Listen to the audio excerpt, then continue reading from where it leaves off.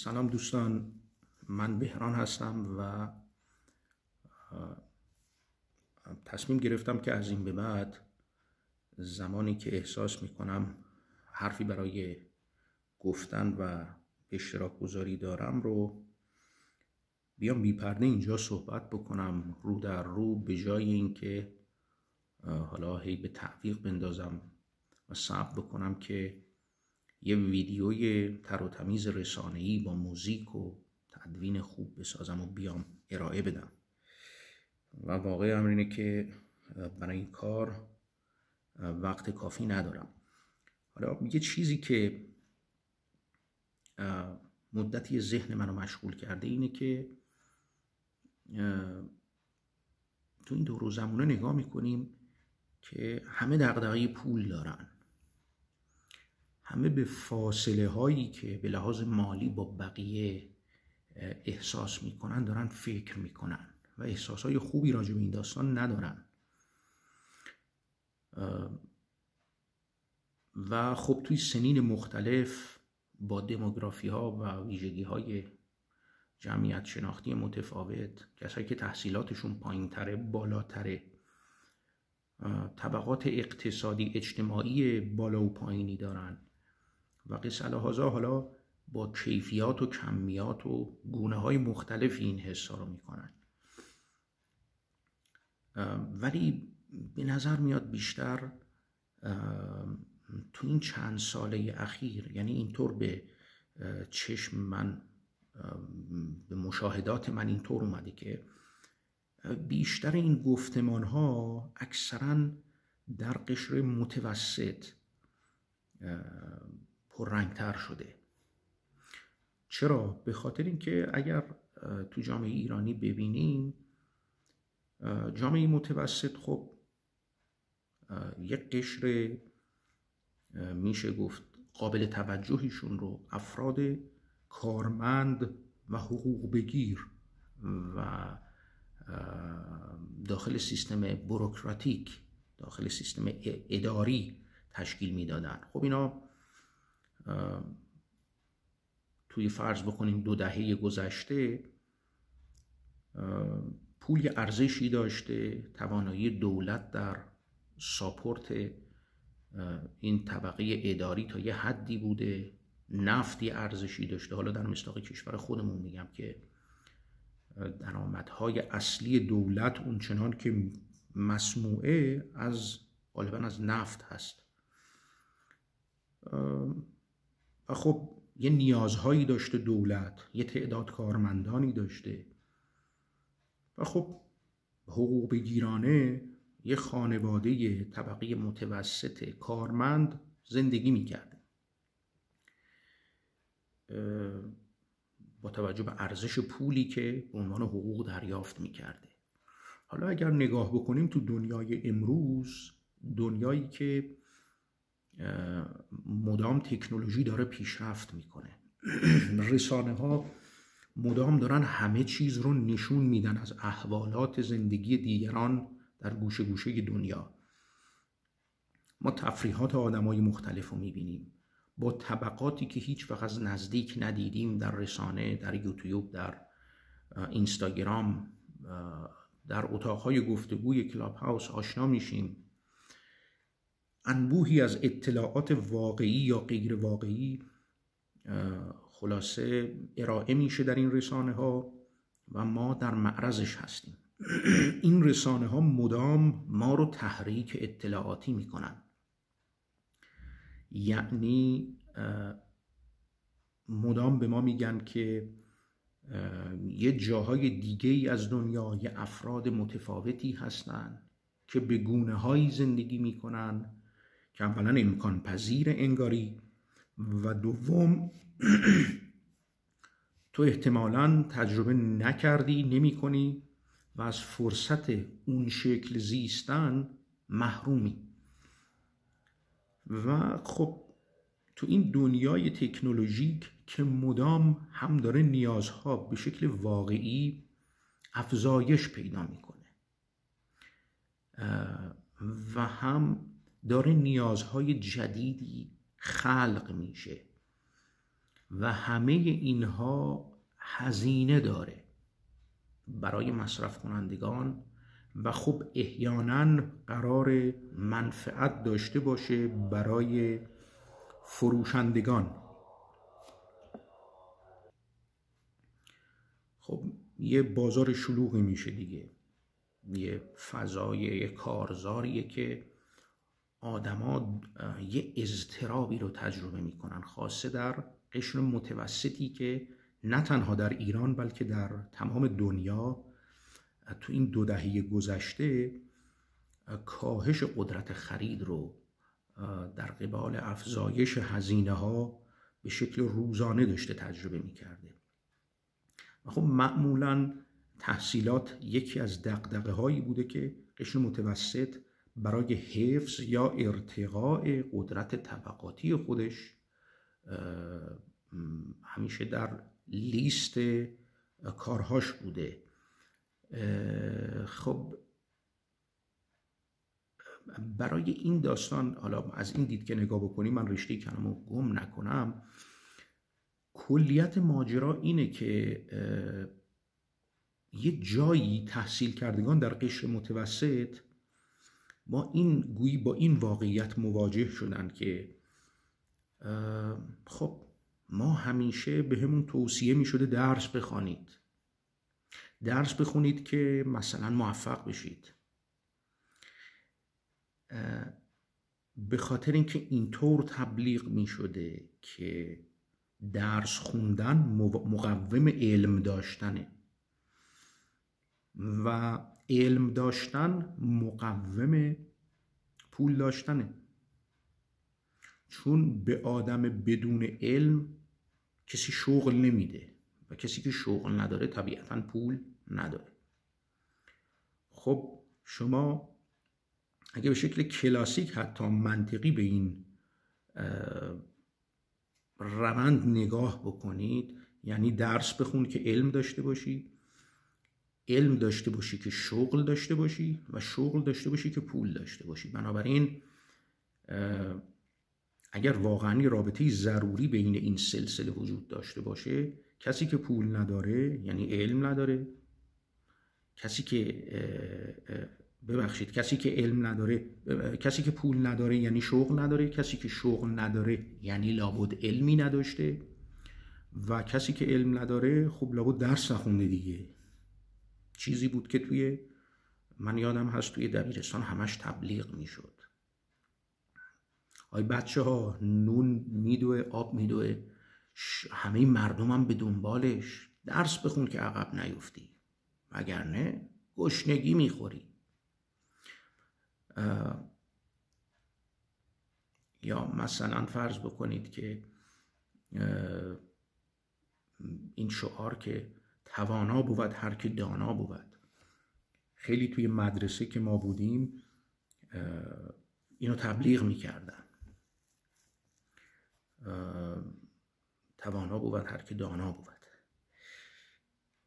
عرض شود که حالا دانا بود هر که توانا بود، اینم قابل بررسیه، ولی خب این که ما فکر بکنیم یه رابطه ضروری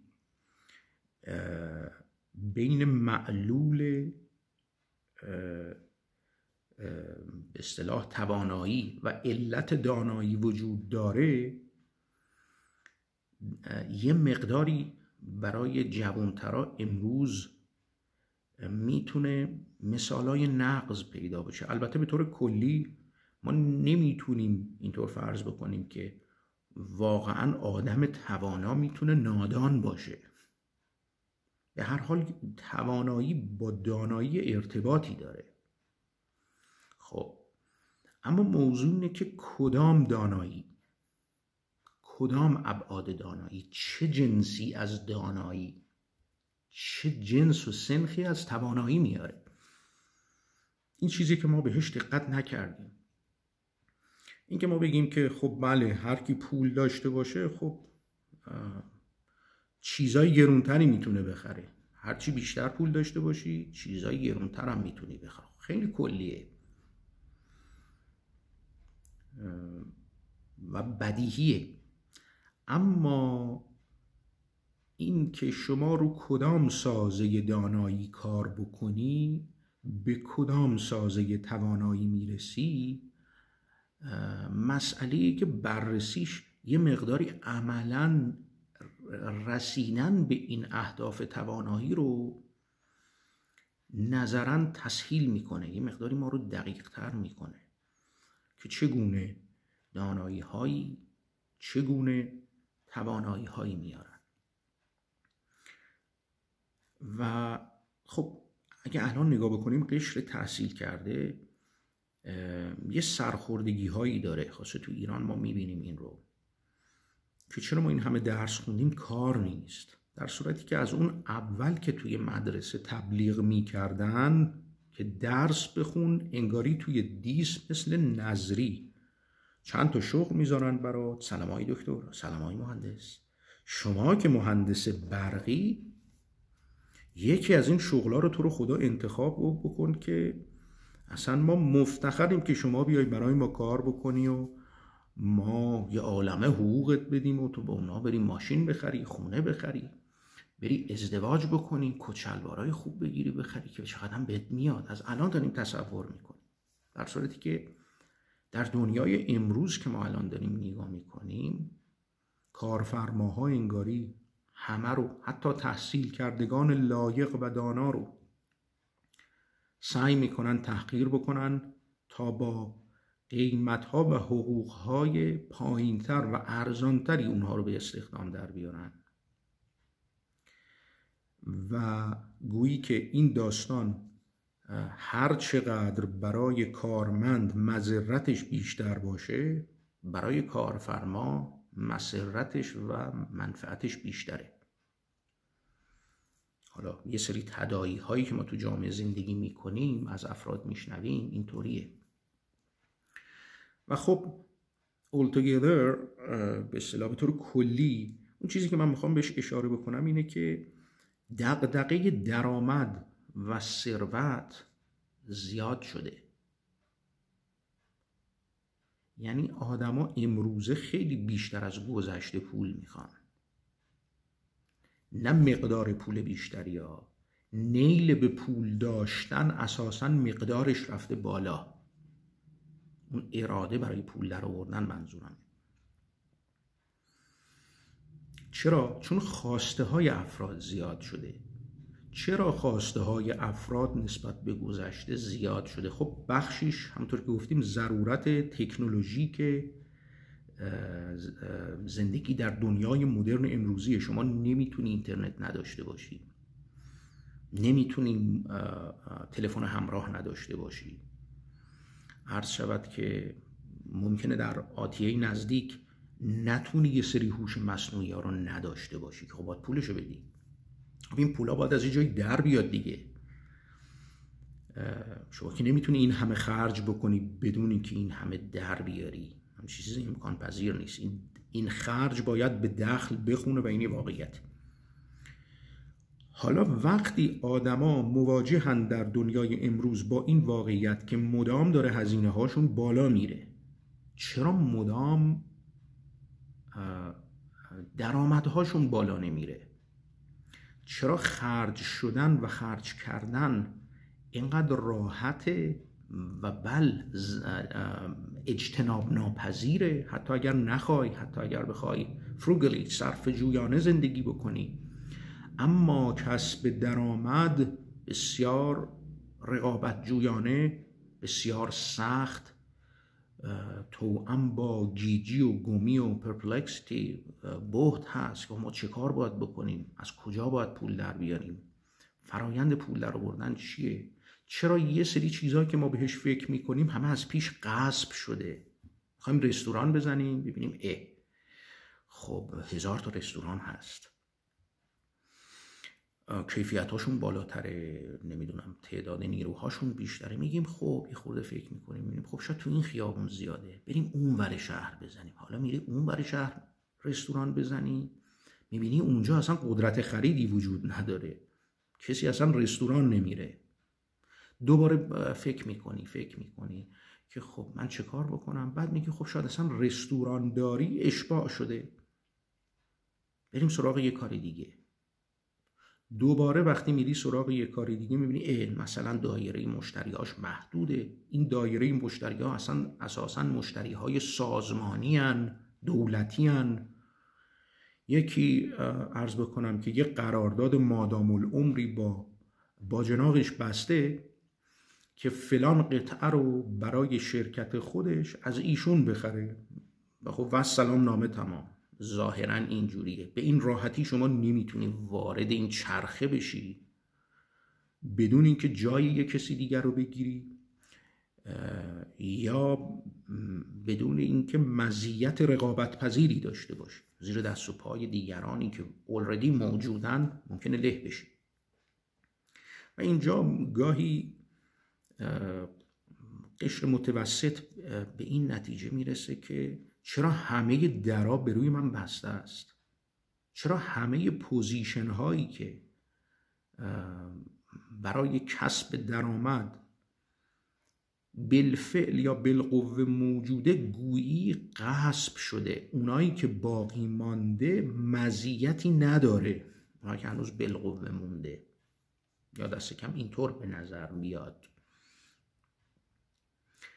خب یه آدم تحصیل کرده در قشر متوسط میتونه از این سوال که چرا درآمد کم است، یعنی به دست آوردن پول اینقدر سخته اما به شکل اجتناب ناپذیر و بیرحمانه‌ای خرج‌های روزافزون زیاده،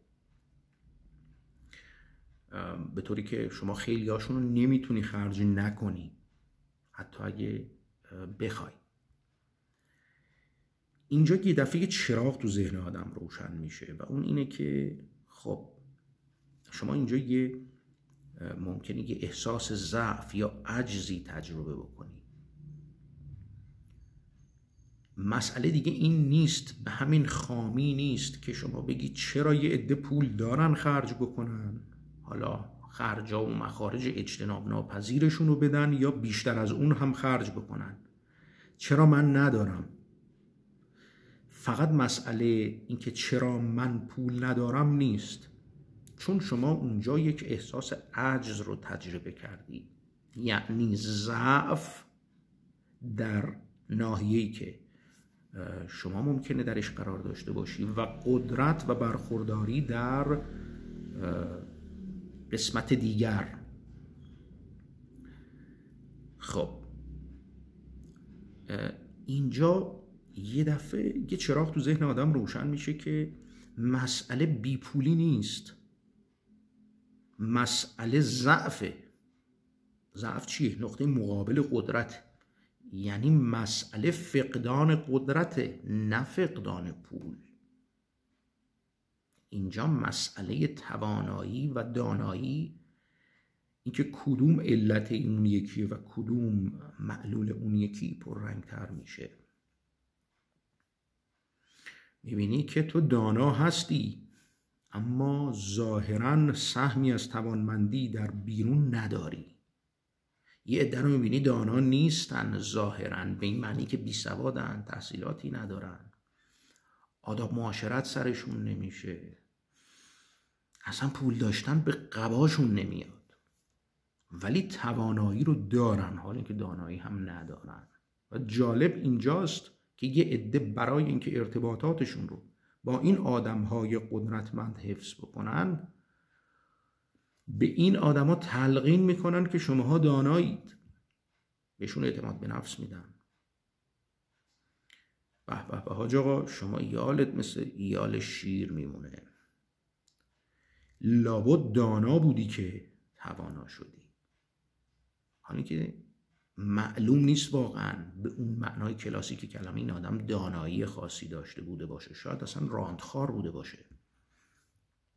خب حالا یه عده بیان توجیه بکنن خب راندخاری هم دانایی میخواد دیگه، اگه تو دانایی راندخاری داشتی تو الان جای اون نشسته بودی. خب اینا جای بحث داره، که من در سلسله جلسات آتی راجع به اینا صحبت خواهم کرد.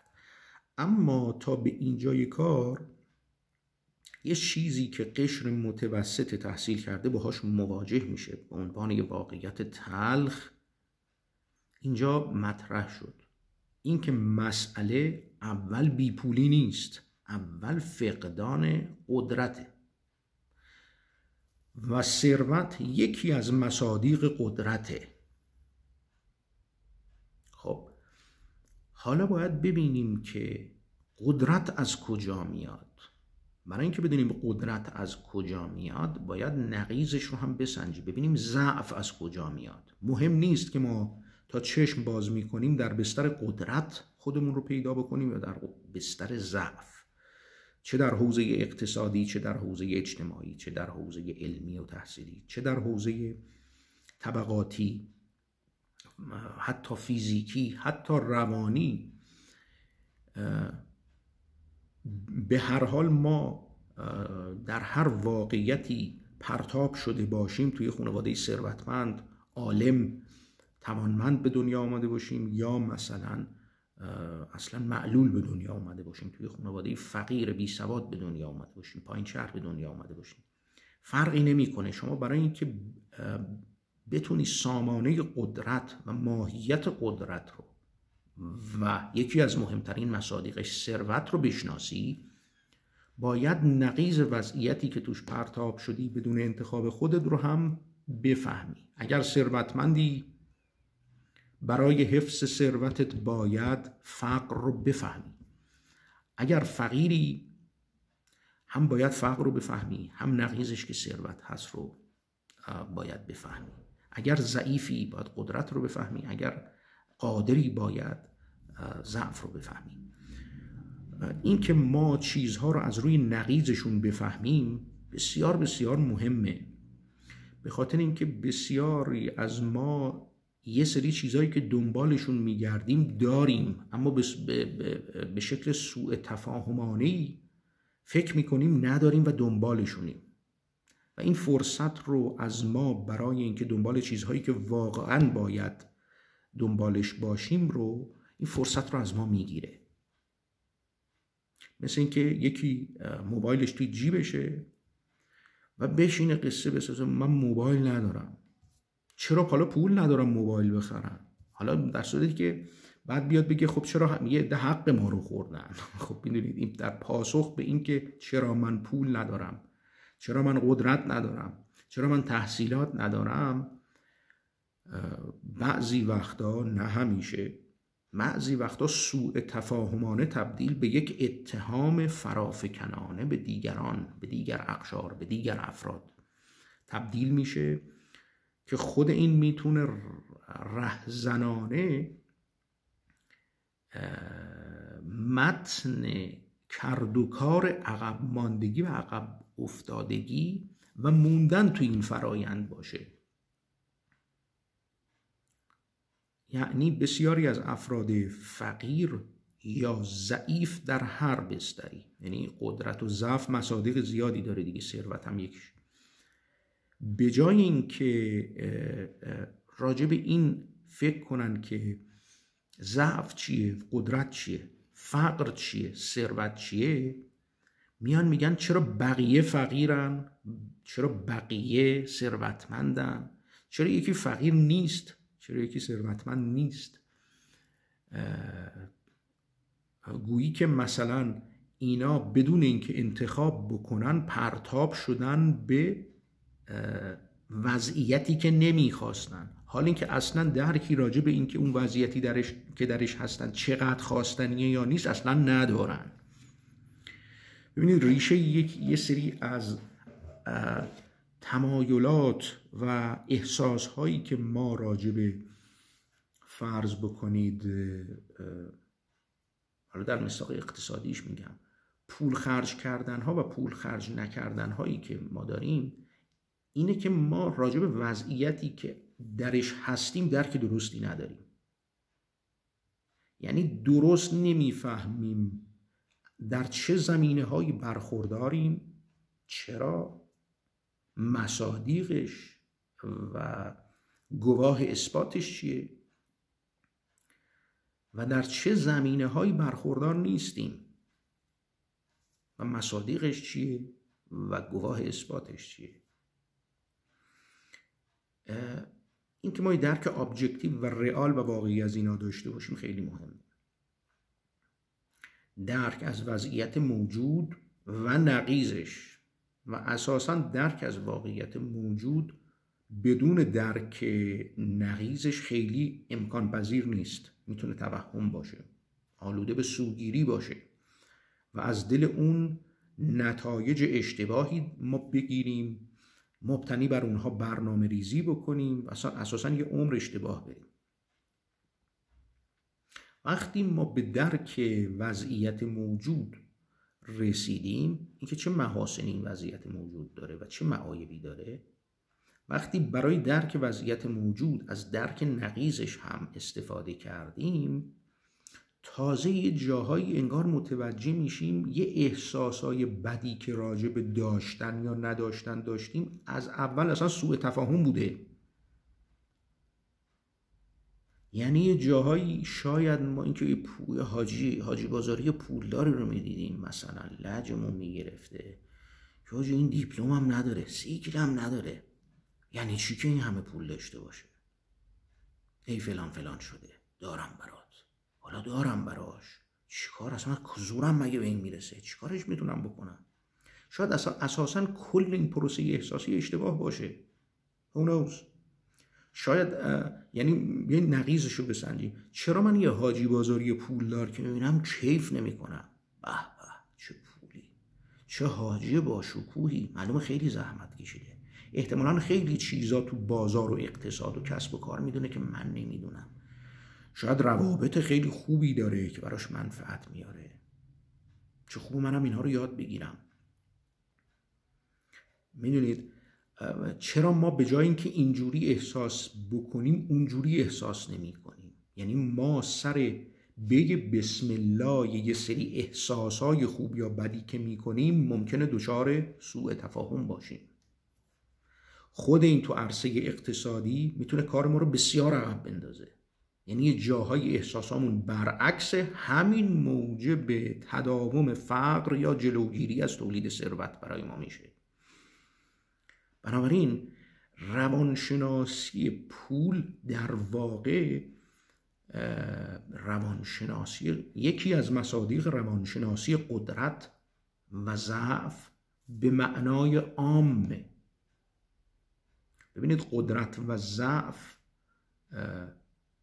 یه چیزی که مصادیق مادی بیرونی داره، حالا چه مادی چه معنوی، ولی این قدرت و ضعف شناختش خیلی مهمه و از قضا بسیار به مسئله عزت و حقارت مرتبطه. من اینجا ننشستم که درس فلسفه اخلاق بدم، من فقط دارم راجع به این صحبت میکنم که برای این که بفهمیم چی علت چیه و چی معلول چیه ما باید خیلی عمیق‌تر فکر کنیم و وقتی وارد یه تفکر عمیق میشیم تو این حوزه یه دفعه میبینیم که یه سری متغیرها و مفاهیمی که بهش فکر میکردیم اساساً بست پیدا میکنن به یه مفاهیم همخانواده‌ای که باید به اونها هم فکر کنیم. یعنی شما اگر نگاه بکنید چرا آدما بی پولی دوست ندارن و چرا آدما پول دوست دارن، یه پاسخ روانشناختی خیلی مهمی که میشه به این داد اینه که آدما با بی پولی احساس فقر میکنن. چرا فقر احساسش آزاردهنده است؟ احساسش اینو توجه داشته باشیم که ممکنه که پولدار باشه فکر کنه فقیره، چه مادی چه معنایی. آدما که بی پولن چرا اذیت میشن؟ چون احساس فقر میکنن. چرا احساس فقر اذیتمون میکنه؟ به خاطر اینکه احساس فقر از مصادیق اقتصادی و دردناک احساس ضعفه. حالا چرا آدما از احساس ضعف بدشون میاد، آزارشون میده؟ چون احساس ضعف به شکل تکاملی و غریزی به ما احساس حقارت میدهد. در واقع شما وقتی راجع به بیپولی حرف میزنی فقط راجع به احساس فقر و سپس احساس ضعف صحبت نمی کنی، به واقع داری از احساس حقارت صحبت می کنی.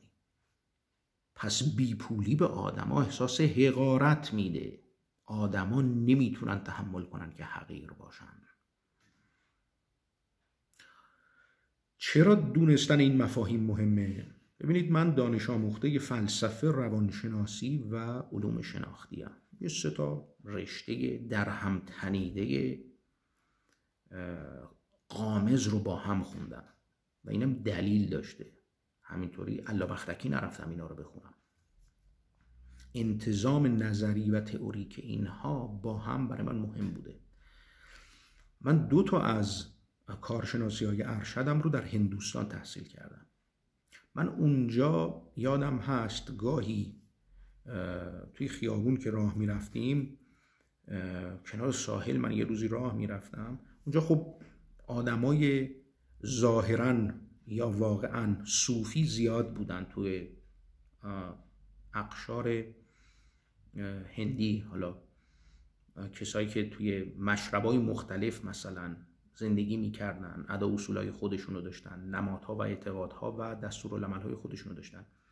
خب اینا گایدلاین ها و اون راهنمودهای مکتبیشون،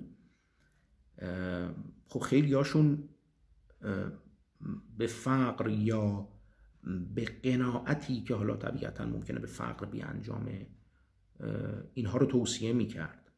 من کسانی رو دیدم که اونجا تحصیل کرده اروپا و امریکا بودن، در مقطع فوق لیسانس و دکترا 5 زبون اروپایی بلد بودن، اما جدا زندگی میکردن، ادا در نمی آوردن. این شیوه زندگیشون بود. میخواستن از جهان مادی دور باشن، یعنی غرایزشون رو تا اونجا که میتونن جدا بکنن. اما در یه عده ایشون حالا یا واقعا مستقر بود این مسئله یا ادا بود، یا عمر خودشون رو فریب داده بودن. من هر دوشو دیدم توی این قشر، توی هندی ها. یه عدهشون رو میدیدی که از این که پولی ندارن، به عنوان یه آدمی که مثلا تو امریکاست، دهه 70 میلادی پزشکی خونده، برگشته اینجا و به شکل آیتینرنتی دورگرد صوفی داره زندگی میکنه و پول غذا نداره، از این ناراحت نبودن. یعنی فقر به بعضی از این آدما احساس حقارت که نمیداد هیچ، فقر رو به مثابه یک اهرم موفقیت آمیز در سیر و سلوک عرفانی انسانی میدیدند که بهشون عزت نفس میداد. حالا این فقرا که عزتمند میدونستن خودشونو، هیچ وقت تلاش نمیکردن پول به دست بیارن، به خاطر اینکه معتقد بودن اگه قرار روش بمیری میمیری، اگه قرار روش زنده بمونی میمونی. بنابراین دست و پا زدن توی این قوه های غریزی توسعه طلبانه دقیقاً تله این جهان مادیه و شما مأموریت تو این اینکارنیشنی که اومدی تو این دنیا اینه که اینو بفهمی و تو این گیم و این بازی نیفتی. این یعنی تو برنده، مأموریت این زندگیت انجام شده، پس تو عزتمندی. پس فقر تو نمود حقارت یا باخت تو نیست، نمود بردن و عزتمندی توه. خب اینم یه مدله. بنابراین توی جامعه هندی با این ویژگی ها شما اقتصاد رو یه جور دیگه‌ای باید تعریف بکنی، یه جور دیگه‌ای باید ببینی. یه ویژگی های غامضی داره که شاید تو کشورهای دیگه ندیده باشی و این اقشار کم نبودن. پس ما اینجا به چند تا مفهوم کلیدی رسیدیم. اول راجع به ثروت و فقر صحبت کردیم، بعد گفتیم ثروت و فقر از مصادیق قدرت و ضعفن و بعد گفتیم که در پس اینها احساس حقارت و احساس عزت خوابیده. حالا صحبت من اینه، آیا واقعا میخوام یه سوالی طرح بکنم، دیگه خسته شدم از حرف زدن، 35 دقیقه است، باید برم یه نفسی بگیرم. توی ویدیوی بعدی این بحث رو ادامه میدم. حالا میخوام ببینم آیا واقعا برای اینطوری بگیم از روی احساس حقارت یا یه مرحله جلوتر از روی احساس ضعف یا یه مرحله جلوتر از روی احساس فقر میشه رفت دنبال عزت، قدرت، ثروت؟ اساساً رابطه این دو طیف با هم به شکل طولی و عرضی چیه؟ خیلی مهمه. گاهی احساس میکنم، مطمئن نیستم پاسخ به این سوال چیه، هنوز برای من یه مسئله بازیه، هم دارم راجبش میخونم هم دارم راجبش فکر میکنم. آیا اگر از روی جبران احساس حقارت ما بریم دنبال پول موفق میشیم؟ من کسبه‌ای رو دیدم که میگن بله. من یادم هست یه دوستی داشتم، حالا رفیق جینگم نبود ولی دوست بودیم، حالا بسیار باهوش و نظریه پردازی هم بود به عنوان یک کاسب، یک فعال اقتصادی، که به من میگفتش که اگر از مردم و مشتری ها متنفر نباشی نمیتونی چیزی بهشون بفروشی. یعنی تئوریش این بود که فروش و کسب سود و موفقیت اقتصادی حاصل غلبه مملو از نفرت بر مشتری هاست. یعنی تو شاهی و اونها رعایا، اگر اینو نفهمی تو نمیتونی پول در بیاری. خیلی جای بررسی داره این نشون میده که این آدم در بستر احساس حقارت، احساس ضعف و احساس فقرش احتمالاً به این نتیجه رسیده بوده که باید پاشی انقلابی بکنی علیه خودت یا علیه مردم. ایشون به این نتیجه رسیده بود که اینا یکی هن.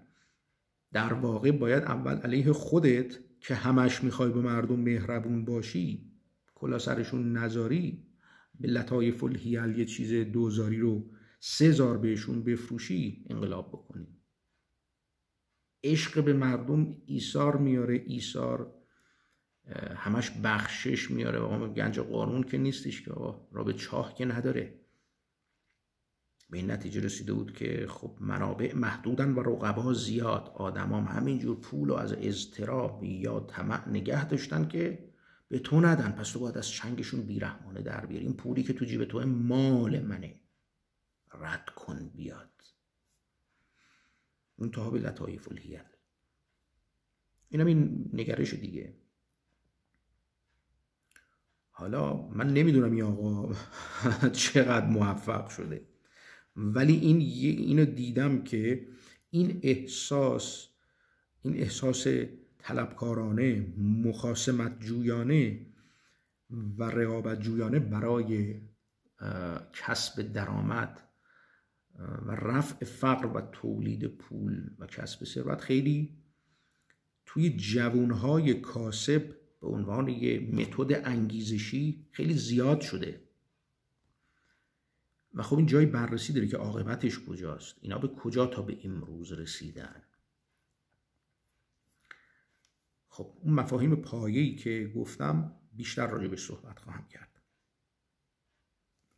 و فعلا رو اینا بد نیست فکر بکنیم تا منم فکرامو میکنم. اگه نظری دارید توی کامنت ها بهم بگید.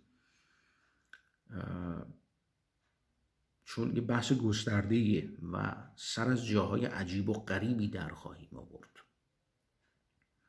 بهتون قول میدم خیلی خیلی کنجکاوم و هیجان زدم ببینم چه کامنت هایی اینجا زیر این ویدیو خواهم دید.